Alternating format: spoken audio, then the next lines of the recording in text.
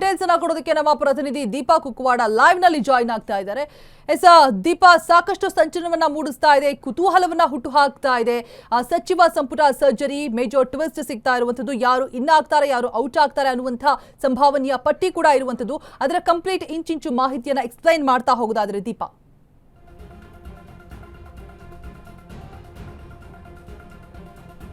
ಸಚಿವ ಸಂಪುಟ ಸರ್ಜರಿ ಆಗಬೇಕು ಅಥವಾ ಪುನರ್ರಚನೆ ಆಗಬೇಕು ಅನ್ನುವಂತಹ ನಿಟ್ಟಿನಲ್ಲಿ ಸಾಕಷ್ಟು ದಿನಗಳಿಂದಲೂ ಒತ್ತಾಯ ಕೇಳಿ ಬಂದಿದ್ದಂತೂ ಇದೆ.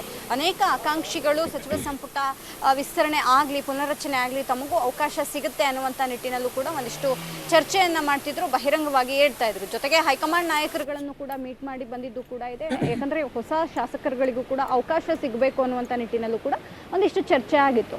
ಆದರೆ ಮೇ 30 ಅಂದರೆ ಈ ತಿಂಗಳ ಒಳಗಾಗಿ ಸಂಪುಟ ಸರ್ಜರಿ ಆಗುತ್ತೆ ಅನ್ನುವಂತಹದ್ದಿದೆ. ಹೈಕಮಾಂಡ್ ನಾಯಕರು ಕೂಡ ಅದಕ್ಕೆ ಒಂದಿಷ್ಟು ಗ್ರೀನ್ ಸಿಗ್ನಲ್ ಕೊಡುವಂತಹ ಮೂಡಲ್ಲಿ ಇದ್ದಾರೆ. ಯಾಕಂದರೆ ಸಚಿವ ಸಂಪುಟ ಪುನರ್ರಚನೆ ಆದರೆ ಹೊಸಬರಿಗೆ ಅವಕಾಶ ಸಿಗುತ್ತೆ, ಆಡಳಿತಕ್ಕೆ ಅದು ಚುರುಕು ನೀಡುತ್ತೆ ಅನ್ನುವಂಥ ನಿಟ್ಟಿನಲ್ಲೂ ಕೂಡ ಒಂದಿಷ್ಟು ಚರ್ಚೆ ಆಗ್ತಿದೆ. ಹಾಗಾಗಿ ಯಾರನ್ನ ಸಂಪುಟಕ್ಕೆ ತೆಗೆದುಕೊಳ್ಬೇಕು, ಯಾರನ್ನ ಇರುವಂತಹ ಸಚಿವರು ಯಾರಿದ್ದಾರೆ ಅವರಿಗೆ ಯಾರನ್ನ ಆಚೆ ಹಾಕಬೇಕು ಅನ್ನುವಂತಹ ನಿಟ್ಟಿನಲ್ಲೂ ಕೂಡ ಒಂದಿಷ್ಟು ಚರ್ಚೆ ಆಗ್ತಾ ಇರೋದು ನಿಜ.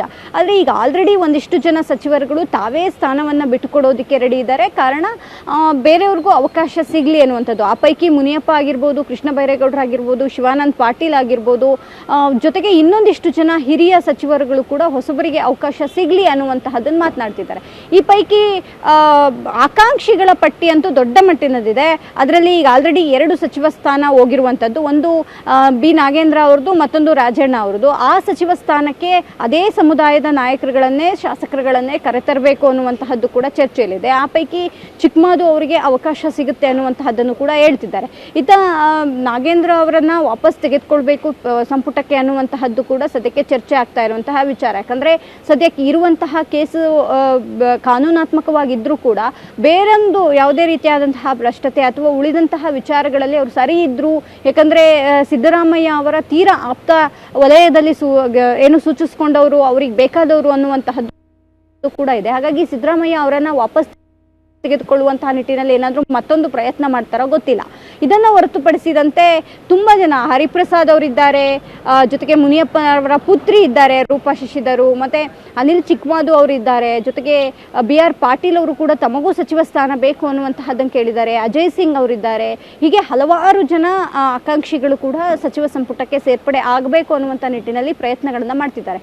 ಇದನ್ನು ಹೊರತುಪಡಿಸಿದಂತೆ ಯಾವಾಗ ಸರ್ಕಾರ ರಚನೆ ಆಗ್ತಿದೆ ಅಥವಾ ಚುನಾವಣೆ ಮುಂಚೆ ಒಂದಿಷ್ಟು ಜನರನ್ನ ಪಕ್ಷಕ್ಕೆ ಕರೆತರುವಂತಹ ನಿಟ್ಟಿನಲ್ಲಿ CM ಮತ್ತು DCM ಇಬ್ಬರು ಕೂಡ ಯಶಸ್ವಿಯಾಗಿದ್ದರು. ಆ ಪೈಕಿ ಒಂದಿಷ್ಟು ಮಾತುಕತೆಗಳು ಕೂಡ ಆಗಿತ್ತು.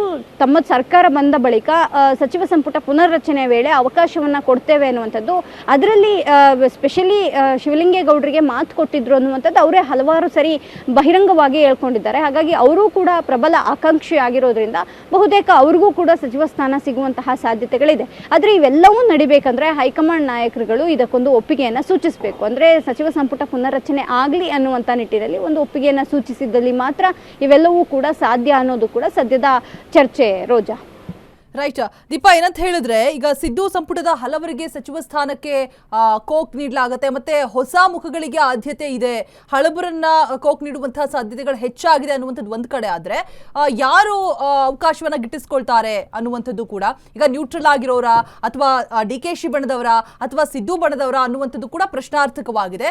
ಸೊ ನಿಮಗೆ ಸಿಕ್ಕಿರುವಂತಹ ಮಾಹಿತಿಯ ಪ್ರಕಾರ ಹೇಳ್ತಾ ಹೋಗೋದಾದ್ರೆ ದೀಪಾ.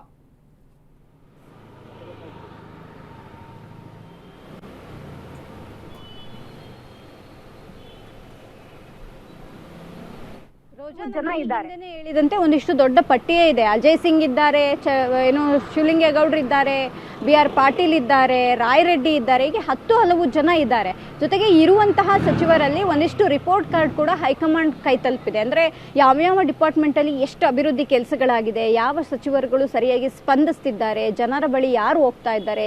ಶಾಸಕರುಗಳು ಕೂಡ ಅನೇಕರು ಆರೋಪ ಮಾಡಿದ್ರು ಒಂದಿಷ್ಟು ಜನ ಸಚಿವರುಗಳು ನಮ್ಮ ಕೈಗೆ ಸಿಗೋದಿಲ್ಲ ಅಂತ ಎಲ್ಲ ರಿಪೋರ್ಟ್ ಕಾರ್ಡ್ ಕೂಡ ಇದೀಗ ಹೈಕಮಾಂಡ್ ನಾಯಕರಲ್ಲಿ ಇರೋದ್ರಿಂದ ಅವರು ಯಾರನ್ನ ಕೈ ಬಿಡಬೇಕು, ಅಂದರೆ ಸಂಪುಟದಿಂದ ಹೊರಗೆ ಹಾಕಬೇಕು ಅನ್ನುವಂತಹದ್ದು ಕೂಡ ಒಂದು ಸ್ಪಷ್ಟತೆ ಇದ್ದಂಗಿದೆ.